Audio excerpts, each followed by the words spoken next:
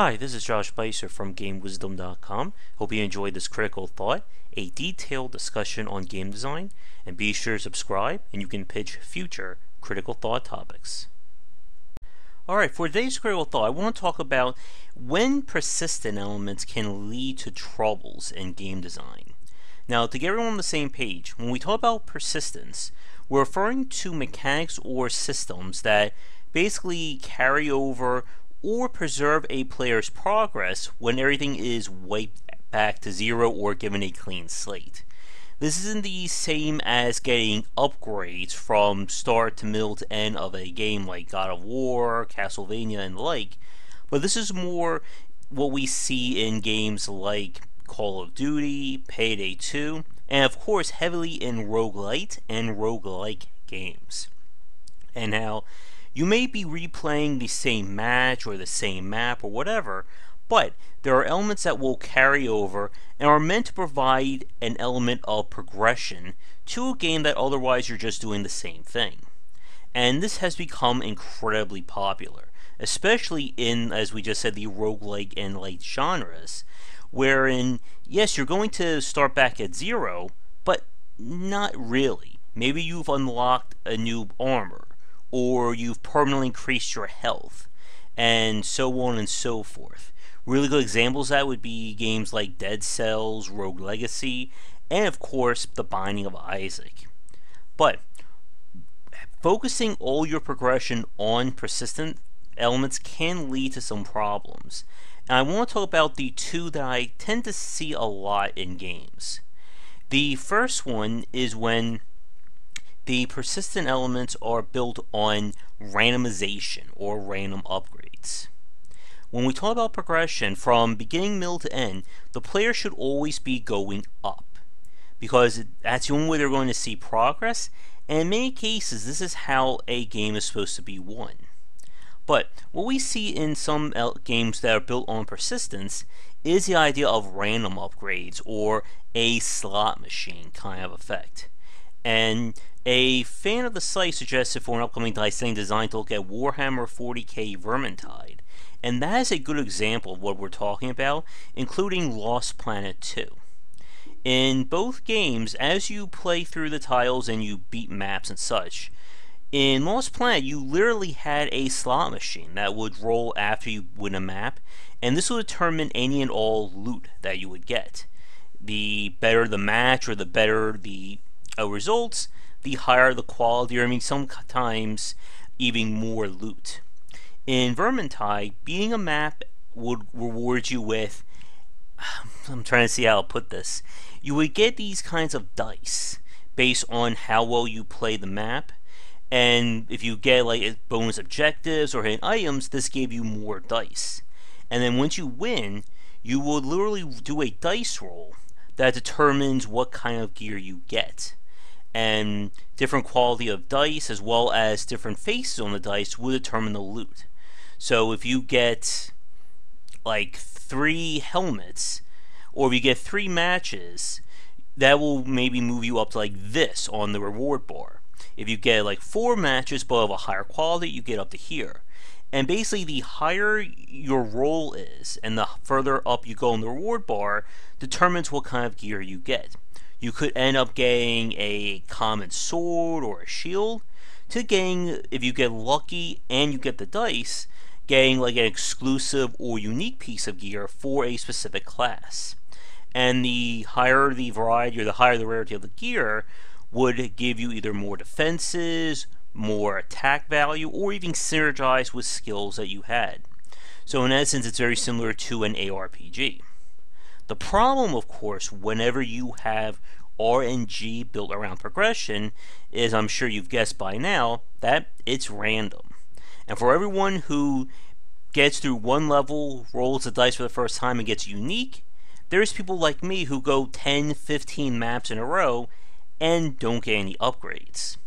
And this is incredibly troubling when you're trying to play a game built on RPG mechanics, because in order to play the game at the higher levels or the higher difficulty levels, the game assumes that you're getting higher quality gear.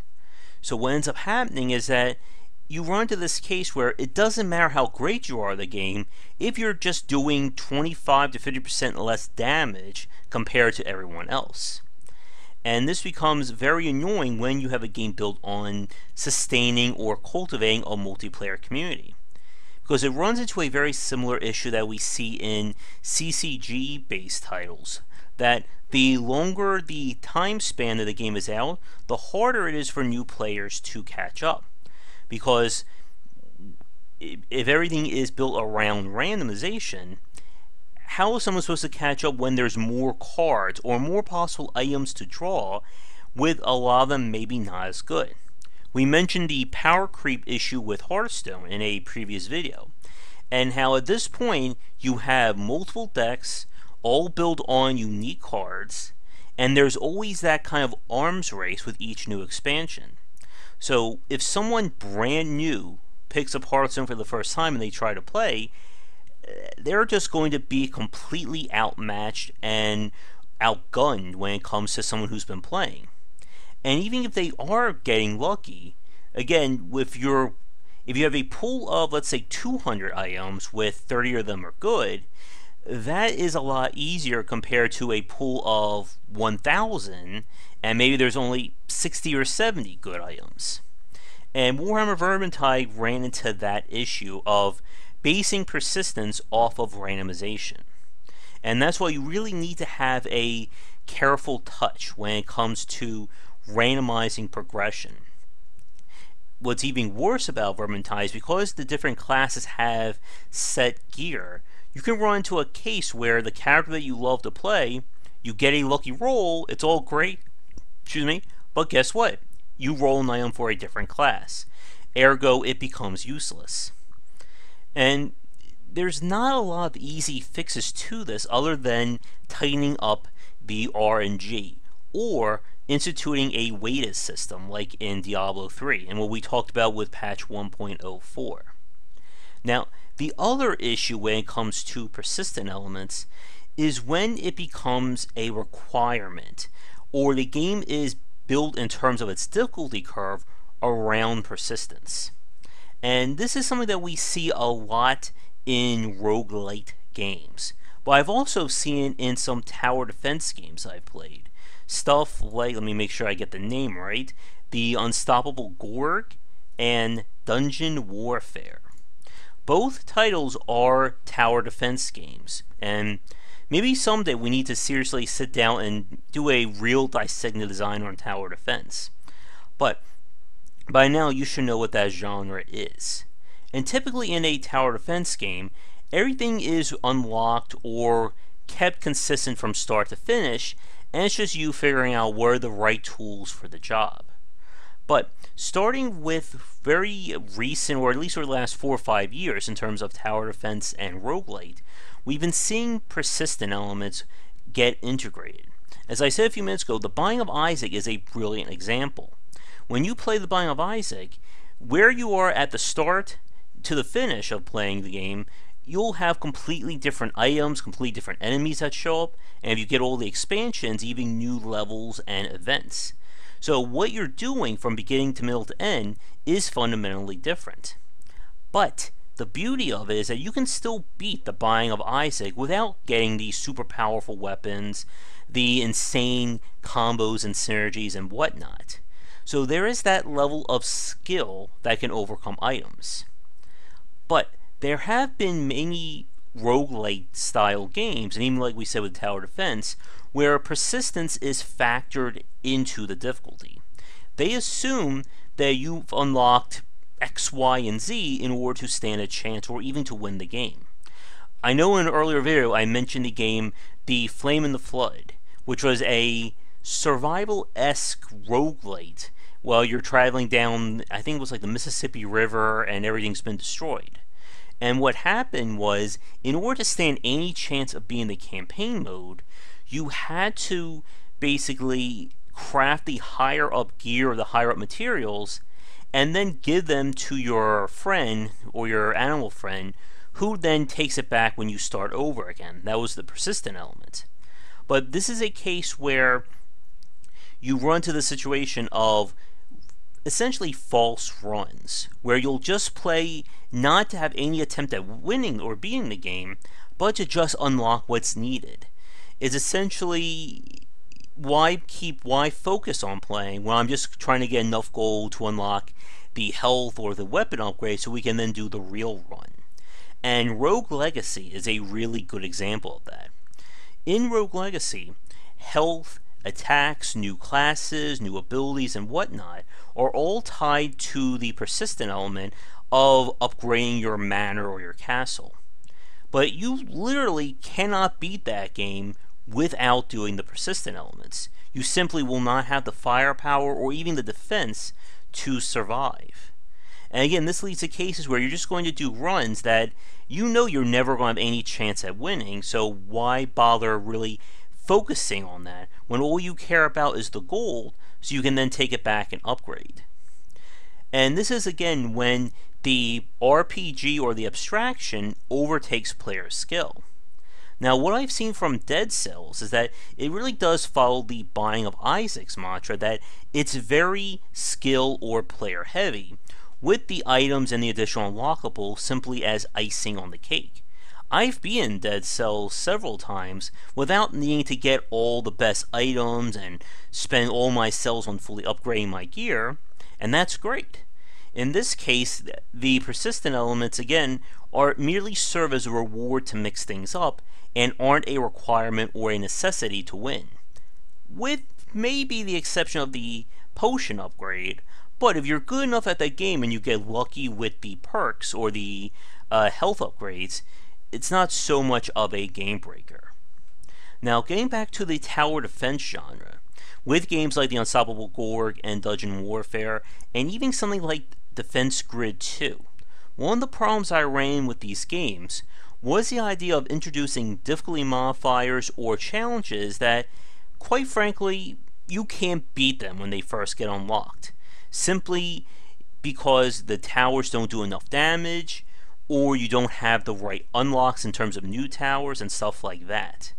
And this is the kind of persistence that really rubs me the wrong way, because essentially you're telling me that I have this option to play it, but it's kind of a false choice.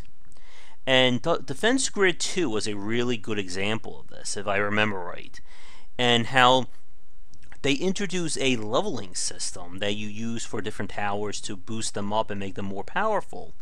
But they also gave you all the difficulty settings right from the get-go, and you basically couldn't beat them. There's just no way you could actually do this stuff at the current level that they became unlocked.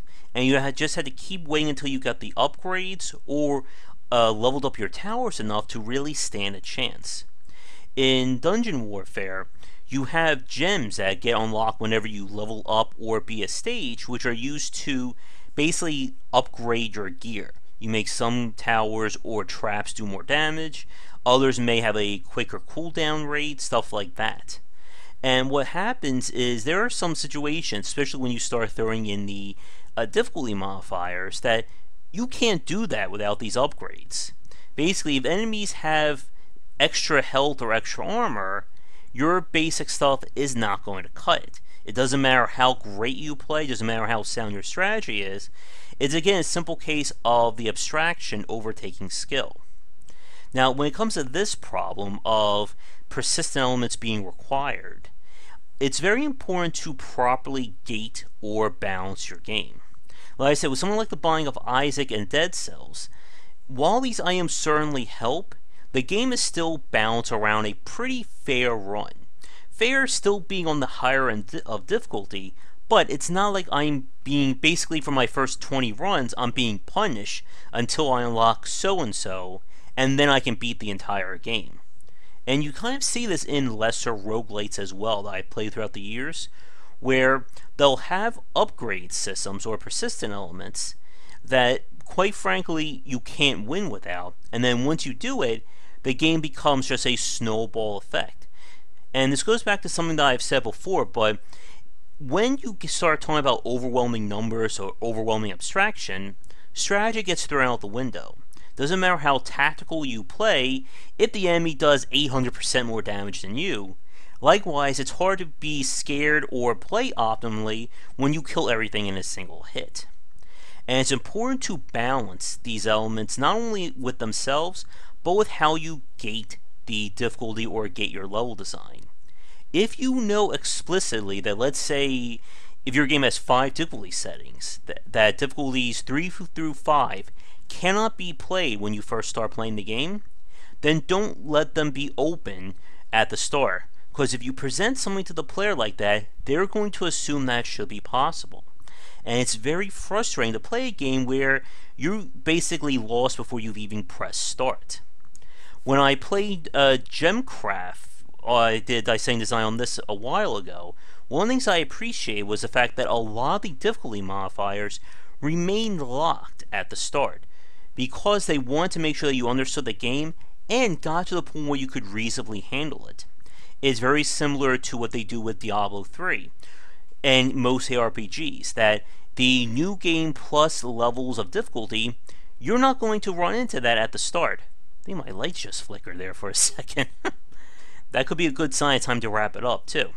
But the point is, if the player can't do something, then don't give it as an option, because then you're just presenting a false choice. So to wrap up today's critical thought, persistence is a very powerful way of motivating someone to play, as well as offering replayability and progression. Titles like Call of Duty basically live and die based on that persistence. The perk systems, the new weapons, the veterancy upgrades and such. These are all very effective ways to get someone to keep playing, and more importantly, keep playing the same thing. And that's why roguelites and roguelites, wow, my mouth just dried out there, have adopted this as well. Because if someone's going to have to keep playing your game for 50, 75, 300 runs, then making them get new stuff is going to keep things more fresh, and it's going to prevent them from getting tuckered out or just feeling that repetitive grind of doing the same thing 100 times until they eventually either win or give up. And again, the other element of this is that it allows you to smooth out difficulty curves or kind of provide a means to help lesser players. Going back to the Binding of Isaac, again, someone who's not good at the kind of gameplay of Isaac is not going to beat the game on their first or even their 20th try. But unlocking stuff like Apipac, I know I completely butchered that, Brimstone, Super Meat Boy Fan, and stuff like that, all these just overpoweredly awesome items is going to compensate for that skill. But in the same breath, someone who knows how to play Binding of Isaac can do a lot with very little, and they're not locked to winning unless they get items X, Y, and Z. And that's a major point about persistence. And as we just said, you don't want to force the player to use these elements, because if they're being forced to do it, then the game just becomes a matter of basically waiting for that point until you've unlocked X, and then you can beat the entire game. It's more about the icing of the cake, or icing on the cake, and basically providing those subtle changes between the start of playing and the end. But with all that said, before we hit 20 minutes, thank you so much for watching today's Critical Thought. For those of you watching this right now, as a question to end on, what are some great examples that you've played of persistence in video games? Again, not counting the ones that I've mentioned.